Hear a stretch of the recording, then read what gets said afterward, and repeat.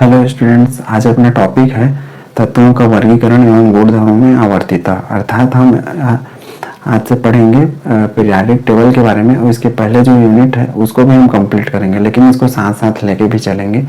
मतलब ये तीसरे यूनिट पढ़ने जा रहे हैं। पीरियाडिक टेबल के बारे में पढ़ेंगे कि उसका शुरुआत कैसे हुआ, अर्थात शुरू के वैज्ञानिकों ने उसको कैसे बारी बारी से बनाना स्टार्ट किया। अब इसकी आवश्यकता क्यों पड़ी? तो हमको तत्वों के वर्गीकरण की आवश्यकता, अर्थात तत्वों को क्लासिफाई करने की आवश्यकता इसलिए पड़ी क्योंकि शुरुआत में तत्वों की संख्या बहुत कम थी, 2-4 थे, तो उनको हम आसानी से खोज लेते थे, आसानी से पढ़ लेते थे, उनके बारे में जान लेते थे। लेकिन जैसे जैसे समय बढ़ते गया, नए नए खोज होते गए और वर्तमान में टोटल 118 तत्वों के खोज किए जा चुके। तो चूंकि उनको व्यवस्थित पढ़ने में बड़ा दिक्कत होता था, मतलब वो चीज़ें अव्यवस्थित पड़ी हुई थी, तो उनको जब एक साथ कर दिया गया तो एक सिस्टमेटिक तरीके से उनको समझने में, जानने में जो परेशानी थी वो खत्म हो गई। अर्थात इस वजह से हमको वर्गीकरण की आवश्यकता पड़ी, और इस वर्गीकरण को करने के लिए प्राचीन समय से प्रयास किया गया। मतलब शुरुआत के वैज्ञानिकों ने जो भी जितने तत्व खोज हुए थे उस जमाने में, 15-20 या 60-65 या 70-80 जो भी, तो उसको अपने हिसाब से उन्होंने बांटने का प्रयास किया। और अभी उसको सुधारते सुधारते जो आधुनिक आवर्त सारणी है, अर्थात मॉडर्न पीरियाडिक टेबल है, जिसको मोसले ने दिया था, उस टाइप से वो एक सिस्टमेटिक तरीके से बन गया। अब हम स्टडी करेंगे कि प्राचीन समय में सबसे पहले किन किन वैज्ञानिकों ने आवर्त सारणी को बनाने का प्रयास किया, अर्थात पीरियाडिक टेबल को बनाने का प्रयास किया, और उनका क्या क्या योगदान रहा।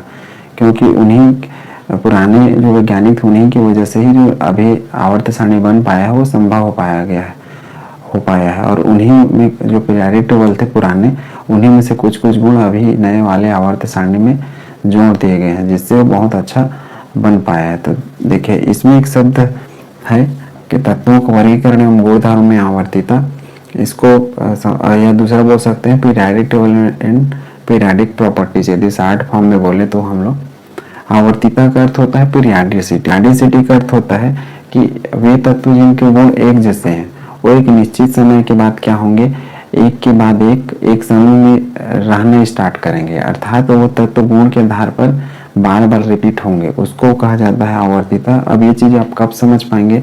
जब हम पीरियाडिक टेबल जैसे जैसे लेसन आगे बढ़ते जाएंगे, तो उसमें मैं बताते जाऊंगा कि कैसे कोई तत्व के गुण एक के बाद एक रिपीट होने लगे, अर्थात एक समान गुण वाले तत्व एक के नीचे एक क्यों आ रहे हैं और कैसे आ रहे हैं। तो उन्हीं को बोला जा रहा है कि निश्चित समय अंतराल के बाद एक समान गुण वाले तत्वों की पुनरावृत्ति। अब हम पढ़ रहे हैं आवर्त सारणी में सबसे पहले डोबेराइनर या डॉबरेनर, कत्रिक या जिसको ट्राइड्स बोलते हैं। अब हम जो शुरुआत के आवर्त सारणी पढ़ेंगे उसमें हम मुख्य रूप से परमाणु भार पर आधारित, अर्थात परमाणु द्रव्यमान जिसको एटॉमिक मास बोलते हैं, उस पर बेस्ड पीरियाडिक टेबल पढ़ेंगे। क्योंकि उस समय जो इलेक्ट्रॉन था उसकी खोज नहीं हुई थी, वो इलेक्ट्रॉन से जो परमाणु का क्रमांक होता है उसका रिलेशन किसी को नहीं पता था। इस वजह से बात के जितने भी आवर्त सारणी बनाए गए हैं, अर्थात पीरियाडिक टेबल बनाए गए हैं, वो सब परमाणु के भार पर आधारित है। अर्थात मेनली तक जब हम पढ़ेंगे सब परमाणु भार पर आधारित रहेगा, और जो आधुनिक जब पढ़ेंगे लास्ट में तो वो परमाणु क्रमांक पे आधारित पढ़ेंगे, क्योंकि मोस्टली ने अपने अलग तरीका है उसमें निकाला हुआ था। देखिए, इसने क्या किया था, डॉबरेनर ने, इसको ट्राइड्स या त्रिक कहा जाता है। त्रिक का अर्थ होता है तीन, याद रखना। त्रिक का मतलब होता है तीन का सेट, मतलब तीन, जैसे जोड़ा को पेयर बोलते हैं, वैसे ही त्रिक मतलब तीन का सेट, तीन का सेट।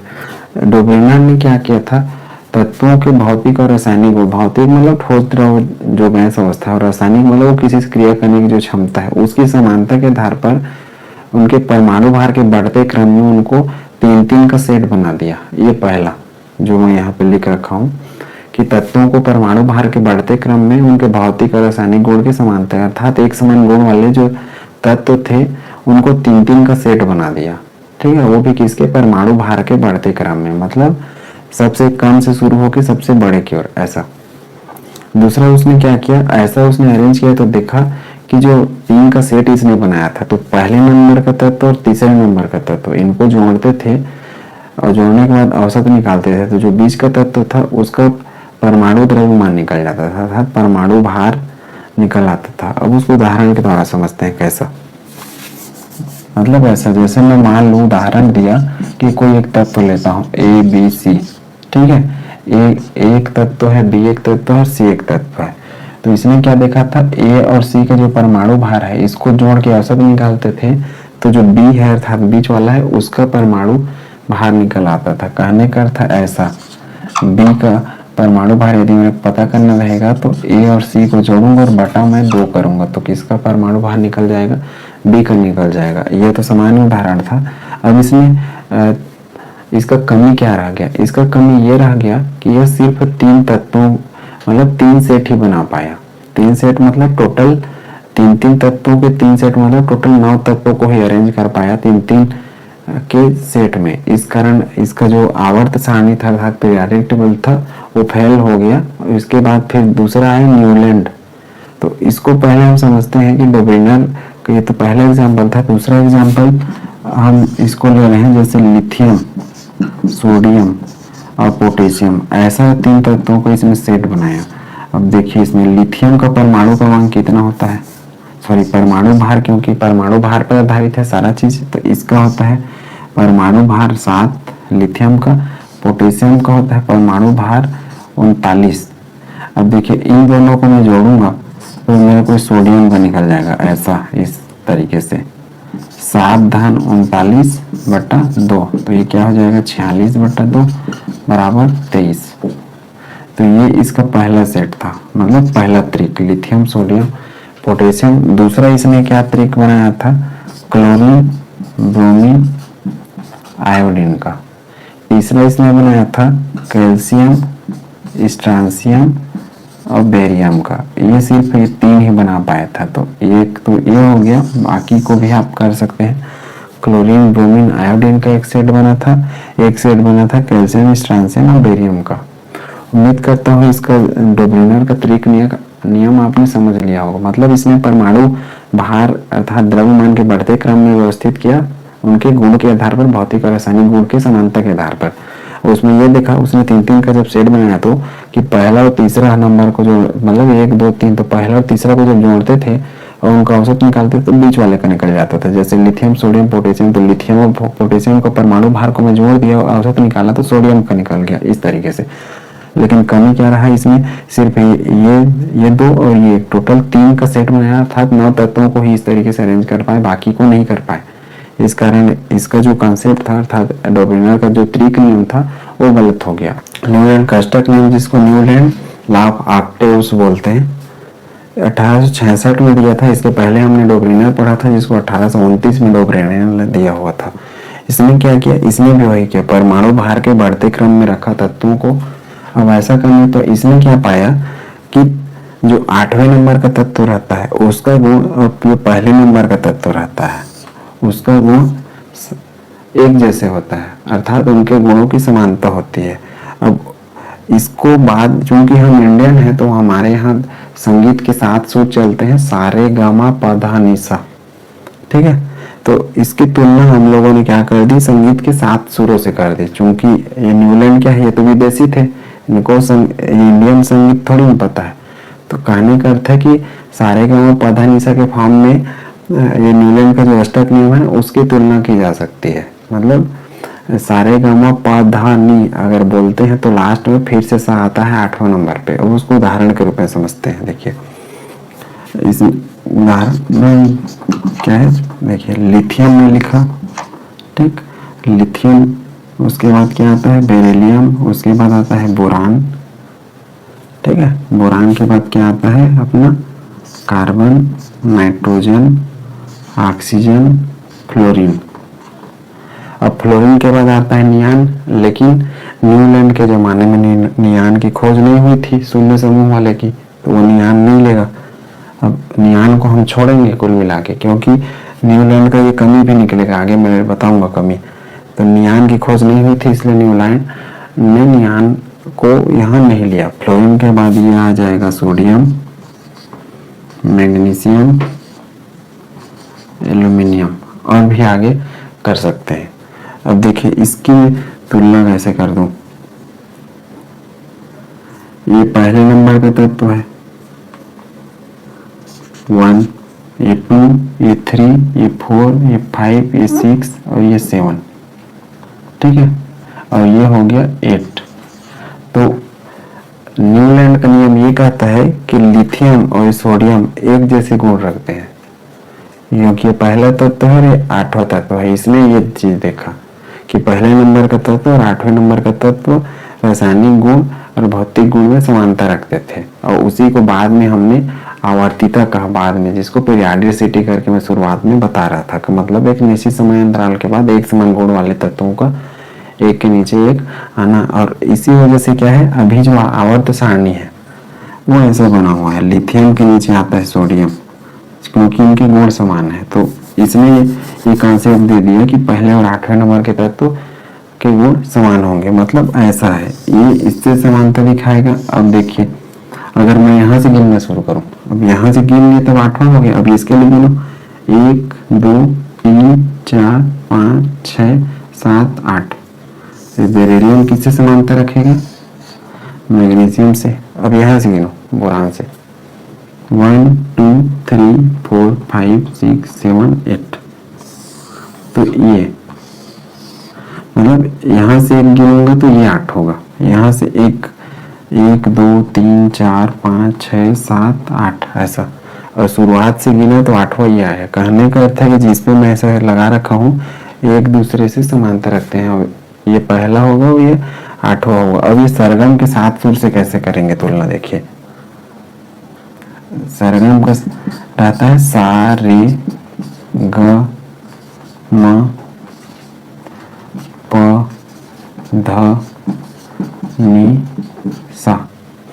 तो देखिए ये पहला हुआ, दूसरा, तीसरा, चौथा, 5वां, 6वां, 7वां और ये 8वां। देखिए पहला में सा आया, 8वां में सा आया, इसलिए समान है। तो मतलब इसलिए इससे तुलना कर दी गई है कि पहला और 8वां के गुण एक समान है, और इसकी तुलना हम सरगम किए 7 सुर से कर सकते हैं। मतलब पहला नंबर का तत्व और 8वां नंबर का तत्व सरगम के 7 सुर की तरह एक समान गुण रखेंगे, क्योंकि शुरुआत में भी सा आता है और आखिरी में भी सा आता है। कमी या फिर सीमाएं, मतलब इसका सबसे पहला कमी तो था उत्कृष्ट गैस, उत्कृष्ट गैस या फिर इसको बोलते हैं शून्य समूह। शून्य समूह को शामिल नहीं किया गया, शामिल नहीं किया गया। मतलब यदि देखो ये फ्लोरीन के बाद मैं यदि नियान लगा दूं तो क्या हो जाएगा, पहला और नियान हो जाएगा 8वां नंबर, तो ये गड़बड़ हो जाएगा पूरा। मतलब इनका जो व्यवस्था है वो क्या हो जाएगा, चरमरा जाएगा। ठीक है, चरमरा जाएगा समझ रहे हैं कि पहला और 8वां वाला जो इनका कॉन्सेप्ट है वो गलत हो जाएगा। जब उत्कृष्ट ऐसे सोने समूह को रख दिया जाएगा, फ्लोरीन के बाद क्या किसका बारी आता है, नियान का। लेकिन नियान वाला जो समूह था, वर्ग था, उसकी खोज नहीं हुई थी इनके जमाने में, इसलिए उन्होंने वो चीज नहीं रखा। लेकिन अब खोज हो चुकी है, अब उसको हम यहाँ पे बिठा दें तो लिथियम फ्लोरीन के बगैर नियान रहेगा तो सोडियम ना आकर के यहाँ नियान 8वें नंबर पे आएगा। तो ये इनका कमी था। दूसरा कमी ये है कि केवल कैल्शियम तक लागू, अर्थात कैल्शियम जिनका परमाणु क्रमांक हम पढ़ते हैं 20 और द्रव्यमान पढ़ते हैं 40, तो वहां तक इसका नियम काम करता है, पहला और 8वां की समानता वाला, बाकी कहीं काम नहीं करता। तो ये था न्यूलैंड का अष्टक नियम। अब नेक्स्ट हम पढ़ते हैं लोथर-मेयर का। अब हम पढ़ रहे हैं लोथर-मेयर का वक्र। इसके पहले हमने पढ़ा था न्यूलैंड का वक्र, न्यूलैंड का अष्टक नियम, और उसके पहले हमने पढ़ा था डोब्रिनर का त्रिक नियम। ये लोथर-मेयर का आप देख रहे हो स्ट्रक्चर पे, ये थोड़ा अटपटा दिख रहा है, और इसके वक्र खारिज होने का कारण ही यही था कि इसको सिर्फ लोथर-मेयर ही समझा पाते थे, दूसरे कोई किसी की समझ में नहीं आया, इसलिए इसका ये जो पीरियोडिक टेबल का कॉन्सेप्ट था वो खारिज कर दिया गया। अब देखिए इसने क्या किया था, इस चीज में परमाणु भार अर्थात एटॉमिक मास और एटॉमिक वॉल्यूम के बीच ग्राफ बना दिया था। मतलब परमाणु भार जिसको हमने एमयू में नापा हुआ है, ये इसका तरीका मैं बता चुका हूँ, परमाणु का आयतन, इनके बीच में इसने ग्राफ बनाया हुआ था।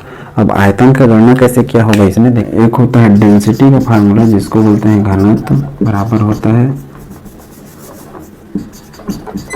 मास अर्थात द्रव्यमान बटा आयतन मतलब वॉल्यूम, इसको एम से दिखाते हैं और इसको वी से दिखाते हैं, और डेंसिटी मतलब घनत्व इसको डी से दिखाते हैं। अब इस रिलेशनशिप से इसने अपना क्या किया, परमाणु का आयतन ज्ञात किया। परमाणु का आयतन मतलब परमाणु का द्रव्यमान और ये आयतन, जो मोल कॉन्सेप्ट में हमने तरीका पढ़ा है उसके तरीके से घनत्व तो निकलेगा और उसी तरीके से आयतन भी निकलेगा। आयतन को इधर कर देंगे और घनत्व को उधर कर देंगे तो क्या होगा, आयतन निकल आएगा, मतलब इनका जगह बदल देंगे तो इस फार्मूला से। अब देखिए किसी चीज का आयतन अधिक है, इसका अर्थ क्या होगा, उसका घनत्व तो कम, और घनत्व तो कम का अर्थ है कि उसका वजन भी क्या होगा, कम हो जाएगा आयतन अधिक होने की वजह से। कि इसी वजह से जो जहाज रहता है वो पानी में तैरता है, क्योंकि वो ज़्यादा जगह घेरे रहता है जिस कारण वो ऊपर तैरते रहता है। अब यहाँ पे हमको उतना जहाज पर नहीं जाना है, हमको सिर्फ ये समझना है कि किसी का आयतन अधिक होगा, इसका अर्थ है कि उसका घनत्व तो कम होगा, और घनत्व तो कम होगा इसका अर्थ है मतलब आयतन अधिक होगा तो घनत्व क्या होगा, घनत्व कम होगा, और घनत्व कम होगा तो उस हिसाब से वजन अर्थात मैं बोल सकता हूँ द्रव्यमान, द्रव्यमान भी क्या होगा, कम होगा, अर्थात जो तो वस्तु है वो क्या हो जाएगी, हल्की हो जाएगी। ठीक है, तो समझ में, आयतन अधिक मतलब घनत्व कम, घनत्व कम का अर्थ है द्रव्यमान कम, अर्थात वह वस्तु क्या हो जाएगी, हल्की हो जाएगी। देखिए इससे आयतन अधिक तो ये उल्टा रिलेशनशिप है, घनत्व कम हो जाएगा, और घनत्व कम है तो इसका समानुपाती संबंध है, तो ये द्रव्यमान भी कम हो जाएगा, और द्रव्यमान कम हो जाएगा किसी चीज का अर्थात वजन कम हो जाएगा तो उसको हम क्या बोलेंगे, उसको हम बोलेंगे हल्का। तो ये यहाँ तक आपने समझ लिया होगा आयतन और घनत्व का रिलेशनशिप। आयतन अधिक मतलब घनत्व कम, और घनत्व अधिक मतलब आयतन कम, और घनत्व कम हो गया इसका अर्थ है कि वो हल्का हो गया, और घनत्व अधिक हो गया इसका अर्थ है कि वो भारी हो गया। ठीक, अब इसी रिलेशनशिप को हम यहाँ पे उपयोग करेंगे। देखिए इसने सबसे पहले क्या किया, परमाणु का आयतन लिया, परमाणु को बाहर लिया, उसके बीच पे इसने ग्राफ बना दिया, जो भी इसके जमाने में तत्व खोजे गए थे 1869 में उसके बीच।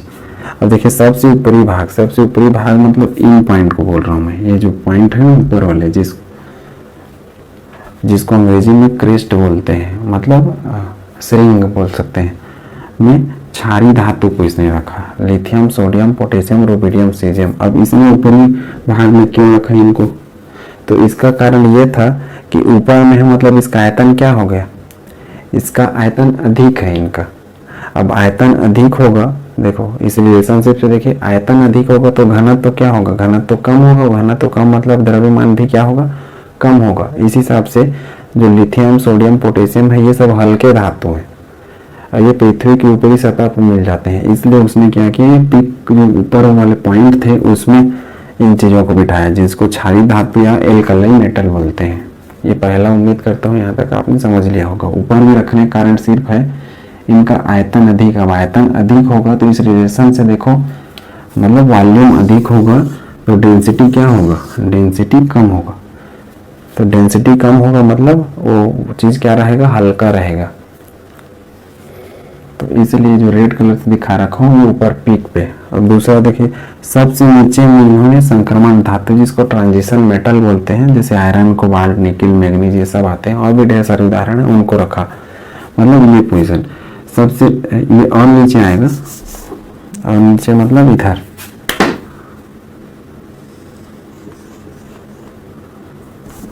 मतलब ये सबसे नीचे आ जाएगा, ये ऐसे इस तरीके से। इसको थोड़ा सीधा कर लेंगे आप लोग।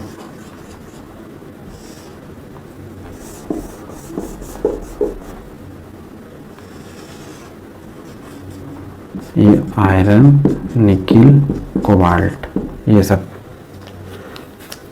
सबसे नीचे इसको इसलिए रखा इसमें क्योंकि ये क्या है, ये भारी धातु है। अब भारी धातु रहेगा तो इसका आयतन क्या होगा, देखो आयतन ये ऊपर जा रहे हैं मतलब आयतन बढ़ रहा है, तो ये बढ़ा हुआ आयतन है मतलब ये चीजें हल्की है इसलिए ऊपर में है, पृथ्वी के ऊपरी सतह में पाए जाते हैं, इसलिए इसने अपने ग्राफ में इनको ऊपर में रखा।